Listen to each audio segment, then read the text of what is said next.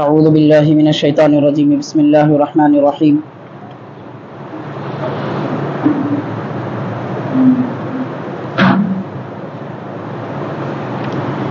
ولا تكونوا كالذين تفرقوا واختلفوا من بعد ما جاءهم البينات واولئك لهم عذاب عظيم صدق الله العظيم. وقال الله تعالى في شأن حبيبه إن الله وملائكته يصلون على النبي يا أيها الذين آمنوا صلوا عليه وسلموا تسليما اللهم صل على سيدنا محمد وعلى آله وصحبه أفضل صلواتك وعدد معلوماتك وبارك وسلم. محترم حاضرین، معزز سامعین، السلام علیکم ورحمۃ اللہ وبرکاتہ. سورہ آل عمران کی آیت نمبر 105 آج آپ حضرات نے سماعت کی ہے. اس سے پہلے کہ آیات میں خالق کائنات نے یہ ارشاد فرمایا تھا کہ اس امت کو اللہ تبارک و تعالیٰ نے بہترین امت بنا کر بھیجا ہے، اور اس کی عادت اور خاصیت یہ ہے کہ وہ خیر کا حکم دیتی ہے، برائی سے روکتی ہے، اور لوگوں کے فائدے کے لیے اس دنیا میں آئی ہے. اس کے بعد اللہ تعالیٰ اس امت کو یہ نصیحت فرما رہا ہے کہ اے لوگو، اے ایمان والو، تم ان لوگوں کی طرح نہ ہو جاؤ جو بٹ گئے اور اختلاف کیے. یعنی ایمان والوں کو خاص طور پر یہ حکم دیا جا رہا ہے کہ وہ آپس میں اختلاف نہ کریں، انتشار نہ کریں، تفریقہ اندازی پیدا نہ کریں، بلکہ سارے کے سارے مسلمان متحد رہیں اور ایک پلیٹ فارم پر قائم رہیں. اور فرمایا من بعد ما جاءہم البینات، پہلے والے لوگ سے مراد بنی اسرائیل. بنی اسرائیل حضرت داؤد، حضرت موسیٰ علیہ السلام کی قوم ہے، جو حضرت یعقوب علیہ السلام سے ان کی نسل چلی ہے.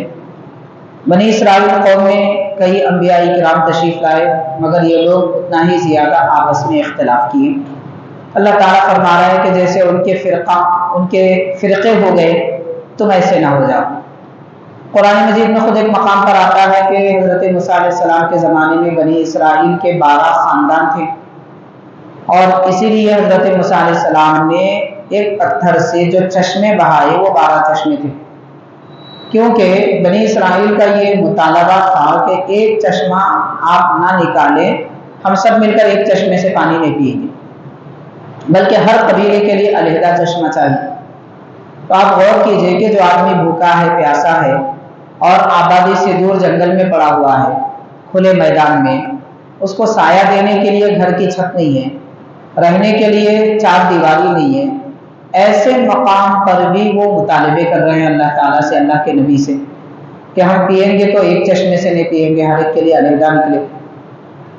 اس کے باوجود حضرت موسیٰ علیہ السلام نے پتھر پر اپنا ایک عصا مارا تو اس سے 12 چشمے نکلے، ہر ایک جانب سے 4 چشمے جاری ہوئے.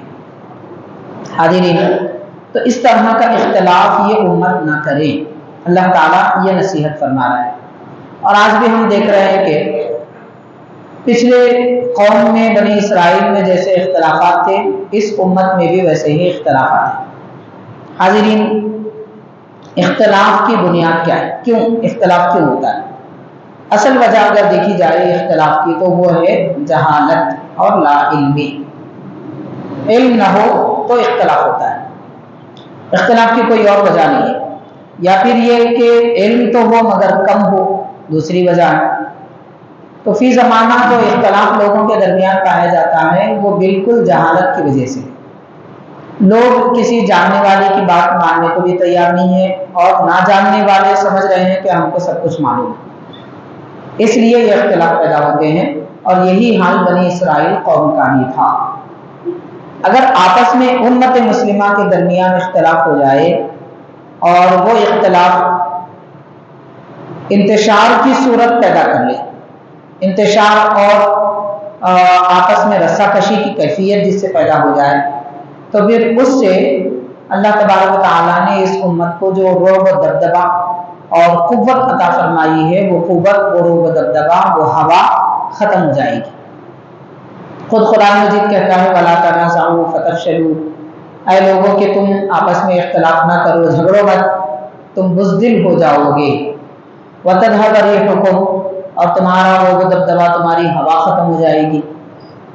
تو غور کیجئے کہ آج اس وقت امت مسلمہ کی قوت اور طاقت، ان کا روب و دبدبا کہاں پر قائم ہے؟ دنیا کا کوئی ایک ملک اور کوئی ایک شہر بھی ایسا نہیں ہے جہاں پر امت مسلمہ کا روب و دبدبا قائم ہے۔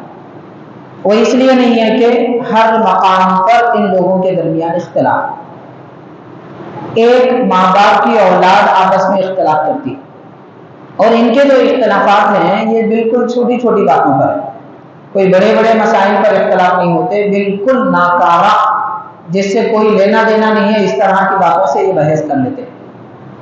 ایسے اختلافات اگر ہوں گے تو ظاہر ہے کہ کوئی قوم ترقی نہیں کر پائے گی۔ پچھلے زمانے میں امت مسلمہ کی ترقی اسی بات پر تھی کہ وہ ایک امیر اور ایک حاکم اور ایک خلیفہ کے حکم پر قائم تھے، اور آج کوئی ایک حاکم اور امیر کے حکم پر قائم نہیں رہتا۔ اس کے متعلق بہت ساری تفصیلات ہیں۔ حاضرین، بنی اسرائیل قوم میں بھی یہی معاملات تھے، جس کی وجہ سے ان کی قوت بھی ختم ہو گئی، اور اللہ تعالیٰ فرما رہے ان کے لیے بڑا عذاب ہے، اس لیے کہ وہ اللہ تعالیٰ کے حکم کو پس پش ڈال دی، انبیاء نے جو تعلیم دی تھی اسے چھوڑ دیا، اپنی منمانی کے پیچھے چلنے لگے، خواہش نفس کی پیروی کرنے لگے، اس وجہ سے ان پر عذاب آیا۔ تو یہ قوم بھی اگر انہی کے طریقے پہ چلے گی تو اس قوم پر بھی عذاب آئے گا، مگر عمومی عذاب تو نہیں ہوگا، مگر عذاب کی شکلیں اور اس کے طور طریقے اس وقت ذلت و رسوائی کی شکل میں ہمیں نظر آ رہی ہیں۔ حضور نبی کریم صلی اللہ علیہ وسلم نے بھی ارشاد فرمایا کہ اے میری امت کے لوگوں، تم بنی اسرائیل کے قدم بقدم چلو گے۔ قوم بنی اسرائیل میں جتنی برائیاں تھیں وہ ساری برائیاں آج اس امت میں پائی جاتی ہیں، اور یہ قوم بنی اسرائیل اور یہودیوں کے پیچھے پیچھے چلیں گے۔ آج ہم دیکھ رہے ہیں کہ امت مسلمہ نماز، روزہ، زکوٰۃ، حج، باقی ان کے علاوہ باقی ان کی جتنی زندگی ہے، ساری زندگی میں وہ یہودیوں کے طریقے پہ چل رہے ہیں۔ ان کی تجارت یہودیوں کی، ان کے شادی کے طریقے یہودیوں کے، ان کے بات کرنے کے انداز یہودیوں کے، اور تقاریب یہودیوں کے، ہر بات میں وہ یہودیوں کی پیروی کرتے ہیں۔ حتیٰ کہ چھوٹی عمر کے بچے بھی یہودیوں کے جیسے بال کرتے ہیں، یہودیوں کے جیسے لباس پہنتے ہیں، یہودیوں کی جیسی صورت بناتے ہیں، تو پھر یہ قوم کیسے ترقی کر سکتی ہے؟ ترقی کا راستہ نبی پاک صلی اللہ علیہ وسلم کی پیروی، یہودیوں کی پیروی نہیں۔ حاضرین، اس کے متعلق بہت ساری تفصیلات ہیں، ان میں سے جو حضرت تفسیر روح البیان کے مؤلف ہیں علامہ اسماعیل حقی رحمۃ اللہ علیہ، چند اہم باتیں اس کے متعلق آپ نے اتحاد امت کے بارے میں فرمایا ہے۔ اس میں آپ نے یہ ارشاد فرمایا کہ پچھلے زمانے میں، آپ نے ارشاد فرمایا کہ پچھلے زمانے میں بنی اسرائیل قوم اپنے بدن کے اعتبار سے بھی متفرق ہو گئی تھی اور عقیدے کے اعتبار سے بھی متفرق ہو گئی تھی، اور اس کے بعد آپ یہ کہتے ہیں کہ علمت ان اکثر علماء هذا الزمان صاروا موصوفین بهذه الصفات۔ یہ جو کتاب کے مؤلف ہیں روح البیان کے، تقریباً 150 سال سے کچھ زیادہ عرصے کے بڑے مفسر ہیں، انہوں نے لکھا کہ میں اب دیکھ رہا ہوں کہ اس وقت دنیا بھر میں مسلمان اور علماء، اہل اسلام کے علماء، یہ دونوں کی کیفیت یہ ہو چکی ہے، وہ بھی نہ جسمانی طور پر متحد ہے، نہ عقیدے کے طور پر متحد ہے، جبکہ مسلمانوں کے عقیدے بھی قرآن میں ہیں، حدیث میں، اسلام کے عقیدے بھی واضح طور پر بیان کیے گئے، مگر اس کے باوجود لوگ عقیدوں میں بھی بٹے ہوئے ہیں، جسمانی طور پر بھی بٹے ہوئے ہیں، خاندانی طور پر بھی بٹے ہوئے ہیں، نسلی طور پر، ملکی طور پر، جس طریقے سے دیکھا جائے مسلمان بٹے ہوئے۔ تو آپ فرما رہے ہیں حضرت علامہ اسماعیل حقی رحمۃ اللہ علیہ کہ بس اللہ تعالیٰ سے ہم یہی دعا کریں گے کہ اللہ تعالیٰ معاف کر دے اور اپنی رحمت عطا فرما دے۔ حاضرین کرام، یہاں پر اتحاد امت اور اتحاد امت کی فضیلت اور اختلاف کیسا ہوتا ہے اور اختلاف کا نقصان کیا ہے، اس کو یہ بیان کیا گیا کہ حضور نبی کریم صلی اللہ علیہ وسلم نے ارشاد فرمایا من فارق الجماعت قید شبر لم یرى بحبوحۃ الجنہ، یعنی حضور پاک صلی اللہ علیہ وسلم نے فرمایا کہ جو آدمی جماعت سے مراد اہل سنت و جماعت، کیونکہ صحابہ کرام جماعت رہی، تابعین کی بھی جماعت رہی، اتباع تابعین کی بھی جماعت رہی، آج تک ان کے طور طریقے اور عقیدے پر جو لوگ قائم ہیں وہ اہل سنت و جماعت ہیں۔ تو جماعت سے جو لوگ جدا ہو جائیں، کثرت جماعت سے جو لوگ جدا ہو جائیں، وہ جنت کی خوشبو بھی نہیں سونگھیں گے۔ جماعت سے مطلب آپ دیکھیے جتنے عقیدے اسلام کے ہیں 1400 سال سے ایک ہی، قرآن پاک میں، حدیث پاک میں اس میں کوئی اختلاف نہیں۔ اب یہ اور بات ہے کہ لوگوں کو بات پوری نہیں سمجھ میں آتی تو وہ کچھ بھی عقیدہ بنا لیتے ہیں، ایک بات پڑھ لیتے ہیں اس کا عقیدہ کچھ بن جاتا ہے، کوئی دوسری کتاب میں کچھ پڑھ لیتا ہے اس کا عقیدہ کچھ بن جاتا ہے۔ پڑھے لکھے لوگوں کا یہ حال ہے تو اب جاہلوں کا کیا حال ہوگا، اس کا تو کوئی اعتبار ہی نہیں۔ تو یہ بٹے ہوئے ہیں، امت مسلمہ کی بڑی جماعت سے ہٹنے والے جنت کے خوشبو کو بھی نہیں پائیں گے۔ اور یہ بھی فرمایا حضور پاک صلی اللہ علیہ وسلم نے کہ اللہ تبارک و تعالیٰ کی قوت اور طاقت اس جماعت کے ساتھ ہے جو پرانے لوگوں کے طریقے پر قائم ہو۔ قدیم زمانے سے جو طریقہ عقائد کا، معمولات کا، عبادتوں کا چلا آ رہا ہے، اس کی پیروی کرنے والوں کے ساتھ اللہ کی قوت ہے، اللہ کی تائید ہے۔ اور فرمایا جو تنہا ہیں، اکیلے ہیں، شیطان ان کو اکیلے علیحدہ کھینچ لیتا ہے۔ ایسے ہی جیسے کہ بکریوں میں جب کوئی جھنڈ سے بکری نکل جاتی ہے تو کوئی بھیڑیا اسے آسانی سے شکار کر لیتا ہے، ایسے ہی بڑی جماعت سے ہٹنے والوں کے بھی شیطان آسانی سے شکار کر لیتا ہے۔ تو حاضرین، بڑی جماعت کے ساتھ قائم رہنے کا فائدہ کیا ہے؟ اب بڑی جماعت اس کو نہیں کہہ سکتے جو کسی زمانے میں چند دن بہت زیادہ بڑی نظر آئے۔ بہت سارے گمراہ فرقے ایسے ہیں کہ وہ کبھی زیادہ ہو جاتے ہیں، کبھی کم ہو جاتے ہیں، لیکن جو عقیدہ صحیحہ پر لوگ قائم ہیں وہ 1400 سال سے ایک ہی عقیدے پہ۔ تو 1400 سال سے جو عقیدے، اعمال، طریقے اسلام کے چلے آ رہے ہیں اس پر قائم رہنے والے ہی بڑی جماعت ہے۔ چند دن میں آئے، 40 دن چمکے، پھر اس کے بعد بجھ گئے، وہ دنیا بھر میں کیوں نہ پھیل جائے، وہ بڑی جماعت نہیں ہو سکتی، اس لیے کہ ان کی مدت کم ہے اور یہاں مدت 1400 سال کی۔ بہرحال حاضرین کرام، اور حضور نبی کریم صلی اللہ علیہ وسلم نے راہ ہدایت اور سیدھے راستے کو سمجھانے کے لیے ایک مثال دی۔ حدیث پاک میں یہ آتا ہے، جب یہ آیت کریمہ نازل ہوئی وَأَنَّ هَذَا صِرَاطِي مُسْتَقِيمًا فَاتَّبِعُوهُ، اللہ تعالیٰ نے فرمایا کہ یہ میرا راستہ ہے، سیدھا ہے، تم اس کی پیروی کرو۔ کس کو فرمایا اللہ تعالیٰ نے کہ یہ میرا راستہ ہے؟ قرآن مجید، احادیث شریفہ، صحابہ کرام اور ان کی پیروی کرنے والے لوگوں، اس کو فرمایا یہ سیدھا راستہ ہے۔ تو سیدھا راستہ ہے، یہ میرا راستہ ہے، فرمایا تم اس کی پیروی کرو۔ وَلَا تَتَّبِعُوا السُّبُلَ فَتَفَرَّقَ بِكُمْ عَنْ سَبِيلِهِ، کئی راستوں کی پیروی نہ کرو، تم اللہ کے راستے سے ہٹ جاؤ گے۔ حاضرین کرام، اب یہ راستوں سے کیا مراد ہے، اس کی وضاحت کیا ہے، تھوڑی دیر کے بعد نماز کریں گے، لیکن حدیث پاک میں آتا ہے جب یہ آیت کریمہ نازل ہوئی، نبی پاک صلی اللہ علیہ وسلم صحابہ کرام کے درمیان ایک زمین پر بیٹھے ہوئے تھے اور سرکار دو عالم صلی اللہ علیہ وسلم کے دست مبارک میں ایک لکڑی تھی۔ تو حضور پاک صلی اللہ علیہ وسلم نے ایک لمبی لکیر کھینچی اور آڑے میں چند لکیریں اس طرح کھینچی دونوں طرف، اور اس کے بعد فرمایا کہ یہ جو لمبی لکیر ہے یہ سیدھا راستہ ہے، اور آزو بازو جو چھوٹی چھوٹی لکیریں ٹیڑھی ہیں وہ شیطانی راستے ہیں، گمراہی کے راستے ہیں۔ اور فرماتے ہیں کہ یہ آزو بازو جو لکیریں ہیں اس میں ہریالی ہے اور خوشنمائی ہے، لوگ اسے دیکھ کر اس کی طرف مائل ہو جاتے ہیں، لیکن سیدھا راستہ تو یہ ہے، وہ اللہ کا راستہ ہے۔ تو حاضرین کرام، قرآن شریف موجود ہے، ایک حرف نہیں بدلا، احادیث شریفہ موجود ہے، پیارے آقا صلی اللہ علیہ وسلم کا کلام، کوئی تبدیلی نہیں ہوئی۔ اور ان احادیث قرآن کی آیتوں کو سمجھانے والے صحابہ کرام کی باتیں، ان کے اقوال بھی آج تک 1300 سال سے زیادہ عرصے سے لکھی ہوئی ہیں، پھر بہکنے کا سوال ہی پیدا نہیں ہوتا۔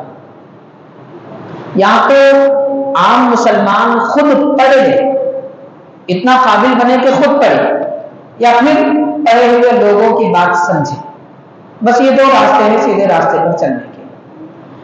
حاضرین اکرام، اس کی ایک چند مثالیں میں آپ کو دے کر بتانا چاہوں گا، بالکل مختصر طور پر، تاکہ ہم کو سمجھ میں آئے کہ اصل بات کیا ہے جو عقیدہ صحیحہ کہلاتا ہے۔ مثال کے طور پر سب سے پہلے ہم الوہیت کے بارے میں سمجھتے ہیں۔ اللہ تبارک و تعالیٰ، اللہ تعالیٰ کی ذات و صفات جاننا سمجھنا ہمارے لیے ضروری ہے۔ ہم دنیا کی ہر معلومات تو رکھتے ہیں، مگر خالق کائنات کے بارے میں کوئی معلومات نہیں۔ اللہ تعالیٰ کے 99 صفات مشہور ہیں جو حدیث پاک میں ہے، 99 نام ہے اللہ تعالیٰ کے۔ ہر نام کے متعلق عقیدہ ہے، اور ہر نام کے ہر صفت کے بارے میں اللہ تعالیٰ کی شان عظمت کی معلومات ہیں، انہیں جاننا ضروری ہے۔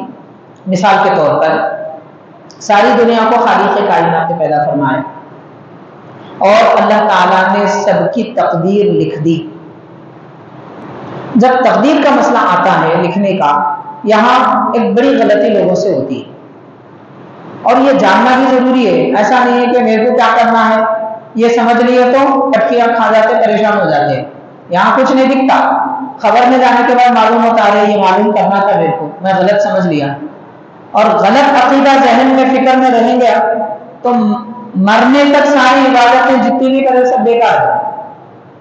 ایسا ہی جیسا کہ گندے برتن میں کوئی کھانا نہیں بناتا، کتنے بار بھی بنائے کھانا گندا ہو جاتا ہے، ایسا ہی ہمارے دل کا برتن، عقیدے کا برتن گندا ہے، اس میں صحیح عقیدہ نہیں ہے تو آپ عمل کی کتنے بھی اشیاء اس میں ڈالتے جائیں کوئی چیز فائدے کی نہیں ہوگی۔ تو اللہ تبارک تعالیٰ تقدیر لکھ دیا ہے، یہ بات مسلم ہے۔ تو رب نے جب لکھ دیا ہے تو یہاں غلط فہمی کے شکار چند لوگ آج سے 1200 سال پہلے ہو گئے، غلط فہمی ہو گئی۔ اچھا، عام لوگ نہیں ہوئے، پڑھے لکھے لوگ ہوئے۔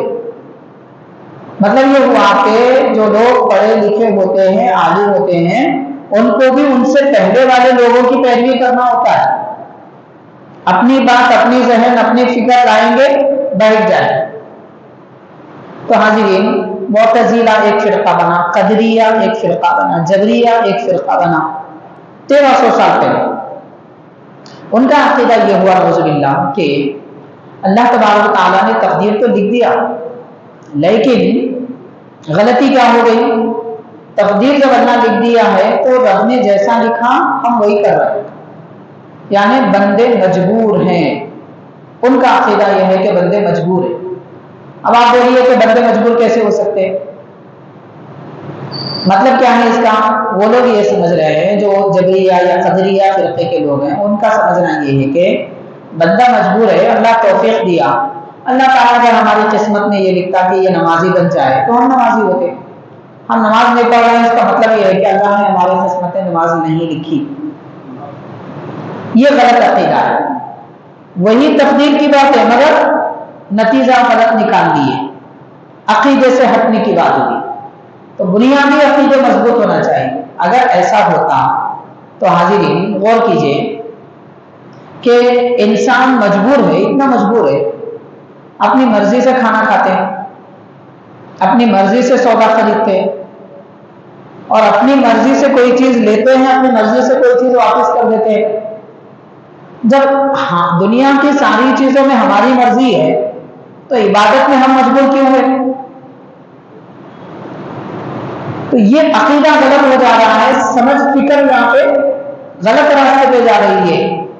تو اہل سنت و جماعت کا عقیدہ یہ ہے اللہ تعالیٰ نے تقدیر لکھ دیا، اس میں کوئی شک کی بات نہیں ہے، رب نے ہی تقدیر لکھی، لیکن اللہ نے جو لکھا ہم وہ نہیں کر رہے، بلکہ ہم جو کرنے والے ہیں اللہ نے وہ لکھا۔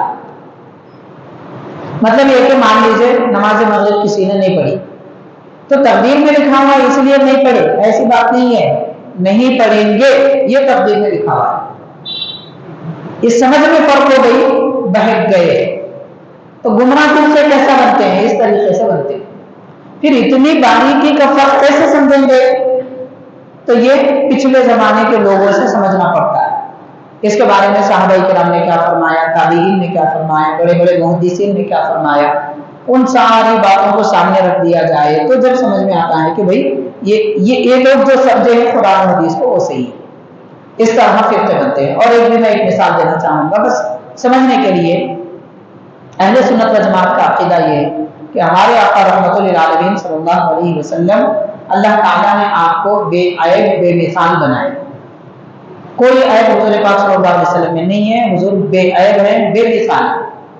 لیکن جب یہ عقیدہ سامنے آیا تو بعض لوگ ایسا بہک گئے کہ سرکار دو عالم صلی اللہ علیہ وسلم کھاتے پیتے تھے، تو کھانے پینے کے حضور بھی تو ضرورت مند ہو گئے نا، محتاج ہو گئے، پھر بے عیب کیسا ہو گئے؟ یہ کیا ہے؟ عقل ہے۔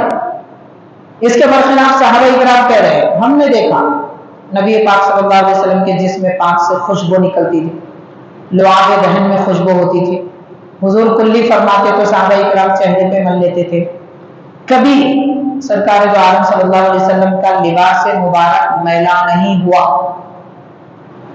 اور کبھی آپ کے جسم پاک پر مکھی نہیں بیٹھی، حضور کا کبھی سایہ نہیں پڑا۔ یہ سب بے عیبی کی باتیں ہیں، کوئی نقص کوئی عیب اللہ کے حبیب میں نہیں ہے۔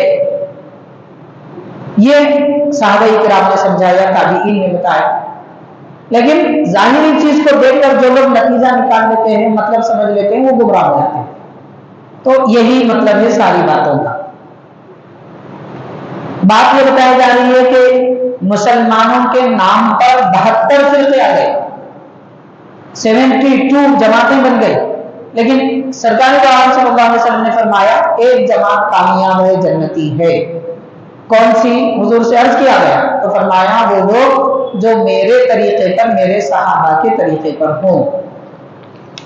تو یہاں سے ہم کو پٹری بھی مل گئی کہ کون سے راستے پہ چلنا ہے، نبی کے راستے پر، صحابہ کرام کے راستے پر چلیں گے تو کامیاب ہوں گے، ان کے بعد والوں کے راستے پر نہیں۔ بعد والے صحابہ کے راستے پر ہیں تو قابل قبول، اگر ان کے راستے پر نہیں ہے تو پھر وہ بھی قابل قبول نہیں ہے۔ یہ بات اگر سمجھ لیں تو ہر مسئلہ حل ہو جاتا ہے، کوئی اختلاف باقی نہیں رہتا۔ حاضرین کرام، اس کے بعد یہاں صاحب تفسیر روح البیان یہ ارشاد فرما رہے ہیں اللہ تبارک و تعالیٰ نے جو سیدھا راستہ بیان کیا ہے میں اسے علانیہ دیکھ لیتا، فرماتے ہیں مجھے علانیہ نظر آتا ہے کہ یہ سیدھا راستہ ہے، یعنی جس کو عقل و سمجھ ہوتی ہے وہی سیدھی بات کو پہچان سکتا ہے، جس کے عقل میں ٹیڑھا پن ہو، کجی ہو، وہ سیدھی بات کو نہیں سمجھ سکتا۔ اور ایک بات یہاں یہ بھی یاد رکھیں کہ دینی عقل اور دنیاوی عقل میں بڑا فرق ہے۔ آپ دیکھیں گے کہ دنیاوی عقل رکھنے والے کروڑ پتی ہیں، ساری سمجھ ہے، بڑے سے بڑے مسئلوں کو چٹکیوں میں حل کر لیتے ہیں، لیکن ان کو اتنا نہیں سمجھ میں آتا کہ پتھر بھی خدا ہو سکتا ہے، بت پرستی کرتے نظر آتے ہیں اور بدگمانیوں میں پھنسے نظر آتے ہیں۔ ان کے پاس عقل ہے مگر دنیا کی عقل ہے، دین کی عقل نہیں ہے۔ پھر اللہ تعالیٰ دین کی عقل کس کو دیتا ہے؟ رب تعالیٰ نے فرمایا، حدیث بخاری ہے، اللہ تعالیٰ جس کے ساتھ بھلائی کا ارادہ کرتا ہے، مطلب جس کو خیر دینا چاہتا ہے اس کو اللہ تعالیٰ دین کی عقل عطا فرماتا ہے، فقہ عطا فرماتا ہے۔ تو حاضرین، رب کا شکر ادا کرنا چاہیے، ہمارے پاس اگرچہ کہ بہت بڑا علم نہیں ہے، بہت بڑی عقل نہیں ہے، بہت بڑے مالدار نہیں ہے، اور بڑی بڑی کمپنیوں کو ہم مینج نہیں کر سکتے، مگر اس کے باوجود ہمارے پاس اتنی بڑی عقل ہے کہ ہم ہمارے رب، ہمارے اللہ کو اللہ مانتے ہیں، اس کو معبود جانتے ہیں، اور یہی سب سے بڑی عقل، اس سے بڑی عقل کوئی نہیں۔ اس لیے اکثر ایک بات میں عرض کرتا ہوں، مسلمانوں سے بڑھ کے عقل مند دنیا میں کوئی نہیں۔ پھر عقل ہے تو آگے کیوں نہیں بڑھے؟ آگے بڑھے ہوئے ہیں ماشاءاللہ، دین میں آگے بڑھے ہوئے، کیونکہ دنیا کی ہم کو ضرورت نہیں، اس لیے ہم دنیا میں پیچھے، اور دنیا میں آگے جانے کی ضرورت بھی نہیں۔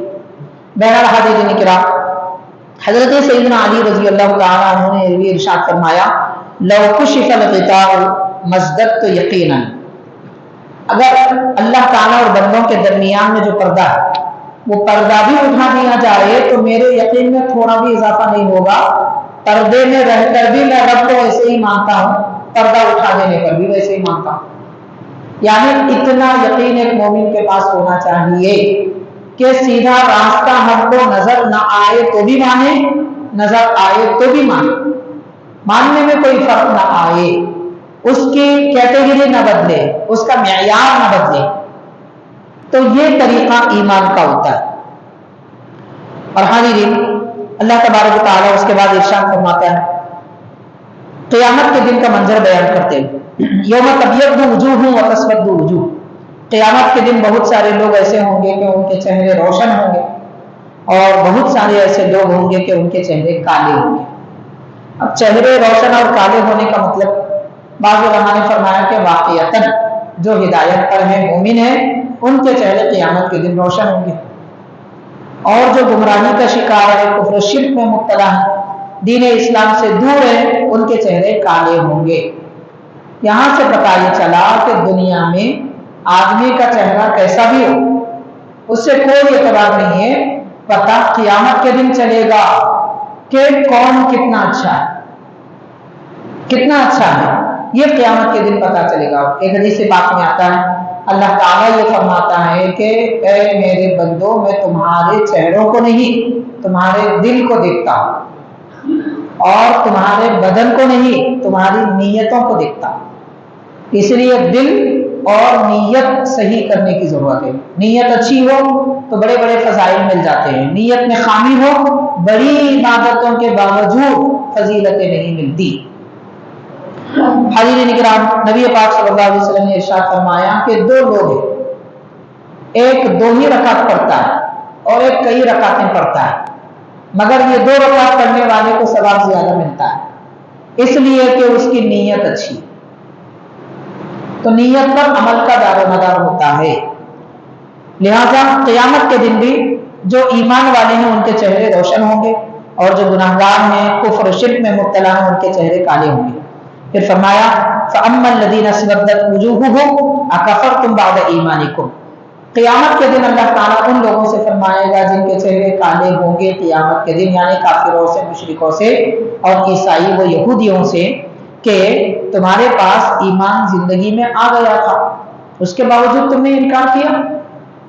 یعنی نبی پاک صلی اللہ علیہ وسلم تشریف لا دیے، یہ فرما دیا کہ میں خاتم النبیین ہوں، اور یہ بھی فرما دیا کہ تمام انبیاء کرام کے بعد اب مجھ پر ایمان لانا لازم ہے، اس کے باوجود نہ یہودی ایمان لائے نہ عیسائی، تو اللہ تعالیٰ فرمائے گا تمہارے پاس ایمان حضور کے ساتھ آ چکی تھی، اس کے باوجود حضور کو دیکھ کر بھی تم ایمان نہیں لائے، تو فرمایا فذوقوا العذاب بما کنتم تکفرون، تم جو دنیا میں انکار کرتے تھے اس کا مزہ چکھو۔ تو عذاب کا مزہ قیامت کے دن چکھا جائے گا۔ اور فرمایا وَأَمَّا الَّذِينَ ابْيَضَّتْ وُجُوهُهُمْ فَفِي رَحْمَةِ اللَّهِ، جن کے چہرے روشن ہوں گے وہ اللہ کی رحمت میں ہوں گے۔ حاضرین، اللہ تعالیٰ کی رحمت کو سمجھنا بہت مشکل بھی ہے، بہت آسان بھی ہے۔ آسان میں اگر ہم سمجھنا چاہیں تو گرما کے موسم میں جیسے پنکھے کی، کولر اور اے سی کی ہوا ہمارے لیے ایک رحمت سے کم نہیں ہوتی۔ تو اب غور کریں کہ جو بندے قیامت کے دن سورج ان کے سروں پہ ہوگا، پسینے میں شرابور ہوں گے، گناہوں کے مطابق پسینے میں ڈوبے ہوئے ہوں گے، سایہ تلاش کر رہے ہوں گے، مرونی سایہ نہیں ملے گا، ایسی صورت میں اللہ تعالیٰ کے عرش کا سایہ ایمان والوں کو دیا جائے گا، مسجد میں زیادہ رہنے والوں کو دیا جائے گا، ایک نماز کے بعد دوسرے نماز کا انتظار کرنے والوں کو دیا جائے گا، رات میں تہجد پڑھنے والوں کو سایہ دیا جائے گا۔ پھر ایسے لوگوں کو اللہ تبارک و تعالیٰ جب یہ نعمتیں دے گا تو وہ رحمت کیسی ہوگی؟ تو رحمت اللہ تبارک و تعالیٰ ایمان والوں کو عطا فرمائے گا، اور اللہ کی رحمت میں وہ ہمیشہ رہیں گے۔ دنیا میں اگر کوئی مصیبت میں یہ مصیبت ٹل جا سکتی ہے، مگر آخرت کی مصیبت نہیں ٹلے گی، اور آخرت کی رحمت اور نعمت بھی کبھی ختم نہیں ہوگی، اس میں ہمیشہ انسان رہے گا۔ پھر فرمایا رب تعالیٰ نے تِلْکَ آیاتُ اللَّهِ نَتْلُوهَا عَلَيْکَ بِالْحَقِّ وَمَا اللَّهُ يُرِیدُ ظُلْمًا لِلْعَالَمِینَ، یہ ساری اللہ کی آیتیں ہیں، ہم کھول کر تلاوت کرتے ہیں، حق کے ساتھ تمہیں بتاتے ہیں، اور اللہ تعالیٰ دنیا میں رہنے والے، عالم میں رہنے والے لوگوں پر ظلم کا ارادہ نہیں فرماتا۔ یعنی اللہ تعالیٰ اگر کسی کو سزا دے تو وہ سزا اس کے گناہوں کے مطابق ہوتی ہے۔